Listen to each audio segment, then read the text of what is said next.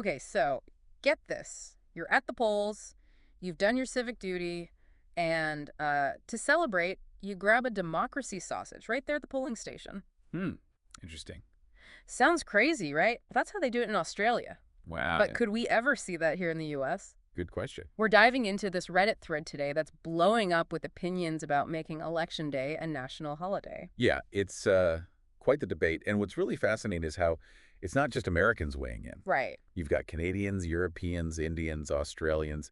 Everyone seems to have an opinion on what makes a voting system work. It's like a global democracy brainstorming session. Yeah, exactly. So today we're going to unpack the arguments for and against an Election Day holiday here in the U.S. Okay. See if we can uncover some potential consequences, both good and bad. Sounds good. And we'll also peek at what other countries are doing to boost voter turnout. Okay. Maybe they've cracked the code. Excellent point. But before we go global, let's establish a baseline. Okay. In the U.S., right now, elections are on Tuesdays. Great. A work day for most? Yeah, definitely not easy for everyone to just drop everything and vote. Right. Especially if you're working like a service industry job or you're an hourly wage worker. Yeah. Taking time off to vote can be a real challenge. It is. And even with those legal provisions for time off to vote that exist in some states, Right. they often come with their own issues. Yeah, I was going to say, isn't that time off unpaid a lot of the time? It is a lot of times, Yeah. yeah. And that can be a real financial burden, especially for those who are already struggling. Makes sense. And then there are loopholes and inconsistencies in how these laws are enforced. Oh, so it's not even a guaranteed right in some cases. Exactly. So even with these provisions, the system isn't exactly setting everyone up for success. Not really, no. There are some obstacles right from the start. Right. Which brings us to the main argument for making Election Day a holiday. Okay. Making it easier for people to get to the polls Right. and hopefully boost voter turnout. Exactly. The red thread is full of passionate comments about this. Oh, yeah. Many echoing a sentiment from this one commenter from India who said, if you are voting to decide who governs you for 5 years, everyone should be given a fair chance. That's a good point. Yeah, it definitely tugs at the heartstrings. It does. Imagine a day where we, put aside our differences and celebrate democracy together. Yeah, You could practically feel the surge of national pride. I like that. But, like you mentioned earlier, it's not all sunshine and democracy sausages. Right. There is a counter-argument brewing on the thread. Yeah, the main concern is that holiday might not actually increase voter turnout, Really? and it could even backfire. How so? Well, some people believe that many essential workers, especially those in service industries, would still be required to work. Oh, the irony. Yeah, The exactly. people who might benefit the most from a day off could be the least likely to actually get one. Exactly. And that's not even the only issue that people are bringing up. Oh, there's more. Yeah. Some commenters worry that instead of being a day for civic duty election day, could just turn into another excuse for shopping. Like a President's Day sale kind of thing. Yeah, exactly. Some people talked about it becoming a day for mattress sales, No, wow. further burdening retail and service workers. Right. It speaks to a broader cynicism, this worry that even a day meant for civic engagement could be swallowed up by consumerism. Interesting. And then you have the argument that some people just aren't that interested in voting no matter what day it is. Right. They'd rather just take the day off and relax. Exactly. It's that age-old debate. Yeah. If you build it, will they come? Yeah, good point. Some argue that providing the time doesn't necessarily translate to increased voter participation. Interesting. There's a lack of trust in voter motivation. I see your point, hearing all this back and forth. I can't help but wonder, have other countries figured this out? Ooh, good question. I mean, there has to be some system out there that works better than what we have. Well, that's where the Reddit thread gets really interesting. Okay, tell me more. It's like a treasure trove of information about voting practices around the world. Awesome. And what's striking is the sheer variety of approaches. Yeah, I was reading about how in many European countries like the UK and Germany, elections are held on weekends. Weekends, huh? Weekends? Why didn't we think of that? It seems straightforward, right? Yeah. But it's interesting to think about the historical and cultural factors that might have led to this difference. Like what? Well, is it a matter of practicality? A result of different work-life balance norms? Or maybe it's rooted in something like religious traditions? That makes you think. It does. I did notice that Canada also holds elections on weekdays, like the U.S. Right. But they have a little twist. They do. They legally mandate that employers give their employees time off to vote. Yes. It's a fascinating solution. It is. Essentially, the onus is on the employers to make sure that their workers have the opportunity to vote I see. without facing any undue burden. Okay, so it takes the pressure off the individual voter, Right. makes it the employer's responsibility. That's something to think about, for sure. Then there are those examples like Australia and New Zealand where voting is not only on a weekend, Right. but they've turned it into a social event. It's like a festival atmosphere. They even have democracy sausages at the polling stations. I love that. They've figured out how to make voting a positive experience, something that people look forward to rather than dread. I know, it's amazing. And we can't forget those countries that take shall we say, direct approach. Oh, right. In places like Australia and India, Election Day is a national holiday. Interesting. And then there's compulsory voting in Australia, where voting is mandatory. Yeah, definitely a different philosophy. It is. Viewing voting as a civic duty, not just a right. Yeah, can you imagine the debates that would spark here if someone suggested mandatory voting? I know. But the point is, it seems like there's a whole spectrum of approaches to voter access and participation. You got it, and it's not a one-size-fits-all solution. Right. And that brings us to perhaps the most important takeaway from this whole discussion. Okay, I'm all ears. What's the bottom line? Well, I think the focus shouldn't be on whether we should have democracy sausages Okay, or whether Election Day should be a holiday or not. got it. The real focus should be on addressing the root causes of low voter turnout. You're right. We can get so caught up in this holiday debate that we lose sight of the big picture. Exactly. The Reddit thread makes it clear that a lot of people are concerned with making the process more accessible. That's right. But what does that actually look like in practice? Well, there are some recurring themes in the thread. Yeah. Early voting, for instance, came up repeatedly. Okay, so instead of just one day, give people a wider window of opportunity to cast their vote. Exactly. Take the pressure off that one specific day. Yeah, I like that. Another popular suggestion was no excuse absentee voting. Yeah. Wait, hold on. I think I need a little clarification here. Sure. What exactly is no excuse absentee voting? Doesn't absentee voting already exist? It does. But in many states, you need a valid excuse to vote absentee. Like being out of town or having a disability. I see. No excuse. Absentee voting eliminates that requirement, meaning anyone can request a mail-in ballot. Oh, okay, so it removes those extra hoops people have to jump through just to vote. Exactly. That's a great point. And speaking of removing hoops, a lot of folks were raving about the idea of automatic voter registration. Oh, yeah, that's a big one. Imagine a system where you're automatically registered to vote when you turn 18, Right. or when you interact with certain government agencies like the DMV. Exactly. I've heard horror stories about people showing up to vote only to find out they weren't registered properly. Oh, yeah, that's the worst. It's beyond frustrating. And then there's the simple solution of having more polling places. Yes, especially in areas that are underserved. Exactly. Right. Reduce wait times. Make sure that everyone has a polling place within a reasonable distance from their home. Right. Okay, so it sounds like we're moving away from this binary holiday or no holiday debate Yeah. and embracing a more holistic approach to improving voter access. But where do we go from here? Well, I think that's a great question to ponder as we move into the next part of our deep dive. Okay. We've looked at the potential benefits and drawbacks of a holiday. Right. We've seen how other countries are tackling this issue of voter turnout. Yeah. But the real question is, what would an ideal voting system look like in the U.S.?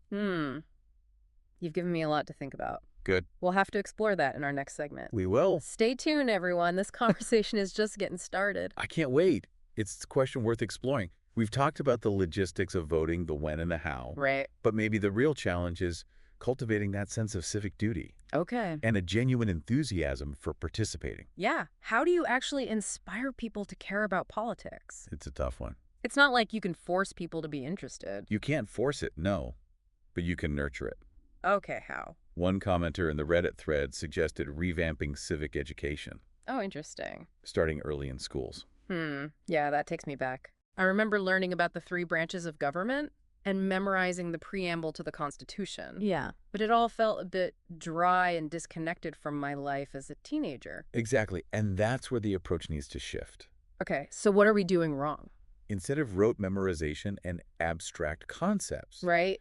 we need to make civics engaging, relatable, and relevant to young people's lives. So how do you make civics come alive for a generation that's constantly bombarded with information and entertainment? Well, imagine this. Instead of just reading about the Bill of Rights, Okay. students are actively debating current events and issues that directly relate to those rights. I like that. Or instead of just passively learning about different forms of government, Yeah.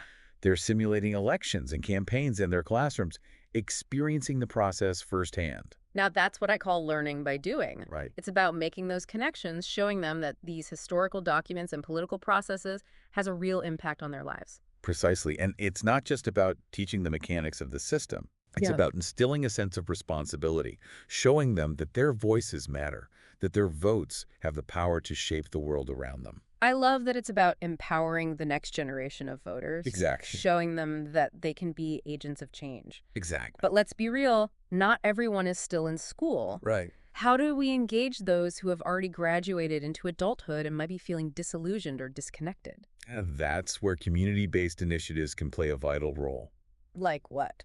Think voter registration drives, town hall meetings, candidate forums, even just casual, nonpartisan discussions about political issues in community spaces. Okay, so it's about creating these spaces where people feel comfortable coming together to learn about the issues, Yes. hear different perspectives, and engage in, hopefully, civil discourse. Yes, and I want to emphasize that word civil. Right? Because, let's face it, one of the biggest turnoffs for people when it comes to politics is the negativity, Oh, tell me about it. the hostility. The constant bickering, the personal attacks, it's exhausting. I know. Social media has turned into a political battleground. Yeah, it's rough. Sometimes it feels like everyone's just shouting into the void and no one is really I listening. know, exactly. So part of building a healthy voting culture is fostering an environment of respectful dialogue Absolutely. where people can disagree without resorting to personal attacks. Right. It's about finding common ground, Yeah. focusing on the issues, and remembering that we're all part of the same community, even if we have different political beliefs. Well said. And while we're on the topic of creating a more positive voting experience, remember when we talked about making voting more convenient? Yes. We touched on early voting and absentee voting, Right. but is there more to it than that? Definitely imagine things like mobile voting units Ooh, interesting. that bring the polls to the people, extending polling hours to accommodate those with unconventional work schedules. That's a good idea. Even providing childcare at polling stations to make it easier for parents to vote. Wow, those are some great ideas. It's about removing those everyday obstacles that might prevent people from voting. Exactly, especially for those who are juggling busy schedules or limited resources. Right, and sometimes it's the simplest things that can make a difference. Right? Remember those democracy sausages we talked about earlier? Oh, yes. How could we forget? It's such a simple yet brilliant idea. I know. It creates a sense of community and festivity around the act of voting. Precisely. Perhaps the U.S. could find its own unique way to add a touch of fun and celebration to the voting process. Okay, I'm picturing democracy donuts, or maybe even freedom fries at polling stations. I love it. It's not about trivializing the process, but rather making it more engaging and enjoyable. Now you're getting it. Ultimately, it's about shifting from a mindset of I have to vote to I want to vote. It's about recognizing that voting is not just a right, but a privilege and a responsibility that we all share. Beautifully said, and through collective participation, we have the power to shape the future of our democracy.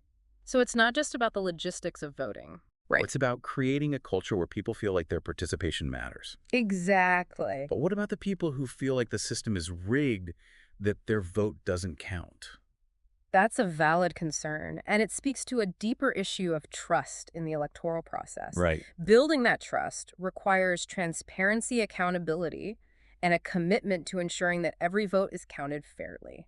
So it's about making sure that the system is truly representative of the will of the people. Exactly. And that brings us back to our earlier question, what would an ideal voting system look like in the U.S.?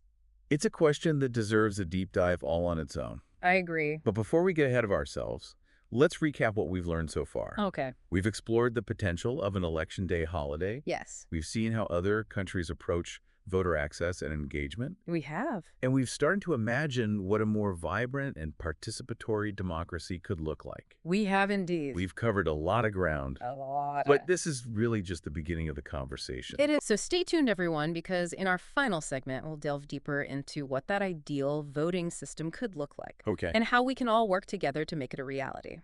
So we've talked about making voting easier, more convenient, even a little bit festive. Right. But what about the folks who feel like their vote doesn't really matter, that the system is rigged against them? Yeah, that's a huge issue.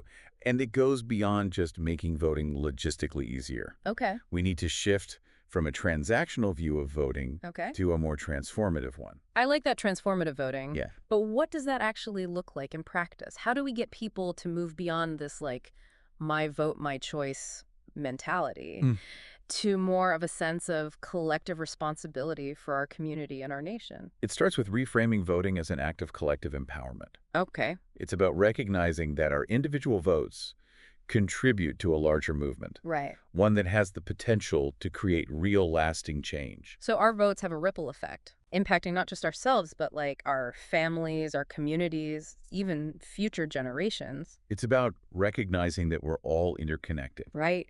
and that our individual choices, including our choice to vote, have far-reaching consequences. Wow, that definitely adds a whole new layer of meaning to the act of voting. Right. It's not just about picking a candidate. Yes. It's about participating in a process that shapes the direction of our society. Exactly. But how do we make sure that everyone feels like they have a voice in that process, that their vote truly counts? Well, that's where the idea of informed and engaged citizenship comes in. Okay. It's about going beyond simply voting Okay. to actively participating in the political process. So we're talking about attending those town hall meetings. Yes. Contacting our elected officials. Yes. Joining advocacy groups, maybe even running for office ourselves. All of the above. It's about making our voices heard, not just at the ballot box, but in all those everyday spaces where decisions are being made. Exactly. It's about staying informed, Right. Yeah. engaging in dialogue, holding our leaders accountable. It's about being active participants in our democracy, not just passive observers. Yeah. But what about those who face, like, systemic barriers to participation? How do we create a truly inclusive democracy where everyone feels like they have a stake in the game? That's where we need to address the issue of accessibility Okay. on a deeper level. Okay. It's not just about making voting easier. It's about dismantling the systemic barriers that prevent certain groups from fully participating. So combating voter suppression. Yes. Ensuring fair electoral districts. Yes. Making sure that everyone has equal access to information and resources. Exactly. It's about creating a level playing field where every vote has equal weight, Right. regardless of a person's background, beliefs, socioeconomic status. It's about making sure that our democracy truly reflects the diversity and the will of all its citizens. Exactly. That's a powerful vision, but how do we, like, cultivate that sense of hope and possibility, especially when it's so easy to feel cynical and disillusioned about politics these days? It's a good point. Hmm. But democracy is a work in progress. It's an ongoing experiment that requires constant vigilance and renewal. Right. It's up to each generation to reimagine and revitalize it. So it's not about dwelling on the shortcomings, No. but rather focusing on the possibilities, on Right. that potential for positive change. Exactly. It's about believing in the power of collective action Yeah. and having faith that by working together, we can create a more just equitable and representative democracy. It's about choosing hope over cynicism, Yeah, action over apathy. absolutely. It's about recognizing that even those small acts of engagement like voting can make a big difference in the long run. Couldn't agree more. Well, this has been quite a journey. It has. We started with this simple question about making Election Day a holiday, and we've ended up exploring, like, the very heart of what it means to be an engaged and responsible citizen. It's been an inspiring conversation. It has. And I hope it's encouraged listeners to think critically about their role in shaping our democracy. I hope so, too. So as we wrap up this deep dive, I want to leave our listeners with one final thought. Okay. We've examined different voting systems, we've considered various approaches to increasing participation, Yeah? and we've dreamed of a more ideal democracy. Right. But now it's time for a little introspection. Ooh, I like that. What kind of democracy do you want to be a part of? And what steps are you willing to take to make that vision a reality? That's a powerful question for all of us to ponder.